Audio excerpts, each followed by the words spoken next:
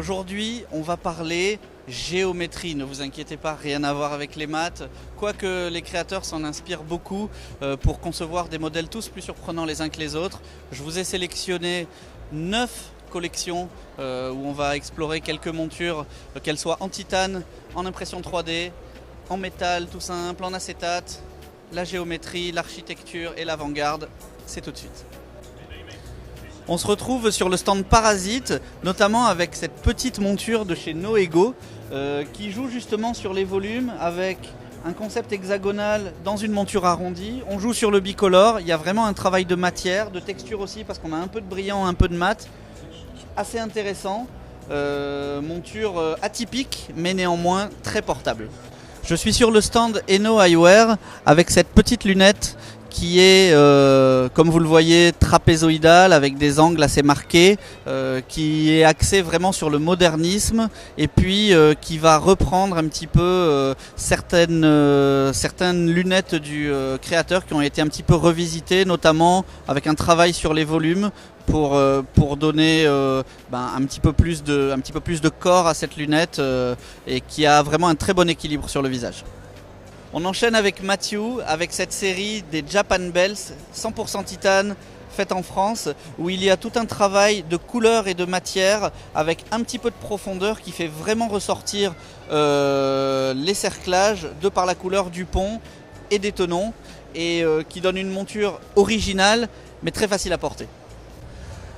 Je vous retrouve maintenant chez Blackfin où je vous présente cette série de lunettes très géométriques, travaillées dans le volume, où justement avec les jeux de couleurs et un tout petit peu d'épaisseur supplémentaire au niveau de la face avant, on va se retrouver avec une monture qui va avoir de la profondeur et qui va justement faire ressortir toute l'originalité pour laquelle elle a été conçue.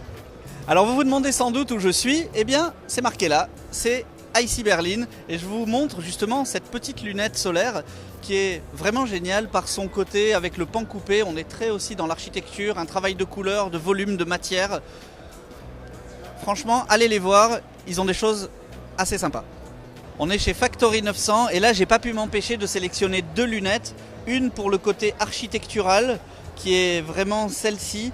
Alors bien sûr on travaille beaucoup sur les volumes avec Factory 900, on n'a pas peur de faire de l'épaisseur, les japonais ils osent beaucoup de choses à ce niveau là. Et pour le côté géométrie, moi j'ai eu un petit coup de cœur pour celle-ci, on est vraiment dans le côté octogonal, mais pareil, toujours travailler un petit peu dans l'épaisseur, on a quelque chose qui sort un petit peu de l'ordinaire et avec un petit système de flex qui est tout simplement bien pensé. On se retrouve cette fois chez Jean-François Rey avec cette petite solaire de la collection Bose qui mise tout sur le côté révolution industrielle, le style steampunk. On est sur de l'architecture, on est sur de la géométrie complètement assumée. Allez voir ça, ça vaut le détour. On continue sur le stand Oxybis avec cette monture de la collection Dilemme, concept de branche interchangeable comme vous le savez, et une forme très géométrique, hexagonale, avec des angles pas trop anguleux pour un confort de port et une facilité décuplée. On termine chez Safilo avec Oxido et ces deux lunettes solaires alors qui sont vraiment très surprenantes par leur côté anguleux très géométrique, des petites perforations, des petits inserts. Vraiment ils se sont lâchés cette année donc allez voir si vous en avez l'occasion, ça vaut le détour.